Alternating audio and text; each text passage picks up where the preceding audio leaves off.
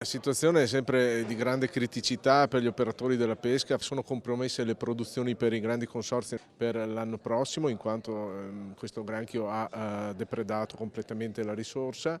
Il governo si è già mosso, prima con un decreto per 2 milioni e 9 di risorse, proprio stamattina abbiamo fatto una CPA che ha dato l'ok anche per un ulteriore decreto di stanziamento di 10 milioni di euro. Gli assessori regionali Donazzan e Corazzari hanno incontrato gli addetti ai lavori del Polesine per fare il punto sulle criticità legate al granchio blu, al comparto pesca e all'ecosistema, problema che affligge anche il veneziano. Un comparto strategico per il Veneto da salvaguardare anche attraverso la richiesta di dichiarazione dello stato di emergenza, al fine di permettere l'attivazione di ammortizzatori sociali per i lavoratori dei 14 consorzi veneti. Abbiamo un mondo fatto di migliaia di operatori che si troverebbe senza lavoro, è una cosa che non possiamo accettare. La carenza del prodotto, inoltre, può incentivare l'abusivismo. Il tema della pesca abusiva rappresenta una problematica non di oggi gravissima perché non solo va a discapito dei pescatori onesti ma soprattutto mette sul mercato un prodotto che non è certificato, non è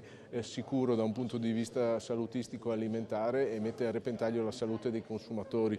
Ragione per cui noi collaboriamo sempre con la massima forza con tutti gli operatori della sicurezza per contrastare i fenomeni. È scongiurata tuttavia l'assenza di vongole per il prossimo Natale. Invito sempre a cercare il prodotto, le vongole ci sono, è chiaro che il problema è particolarmente forte e sarà forte anche per l'anno prossimo perché non è stato possibile effettuare la semina.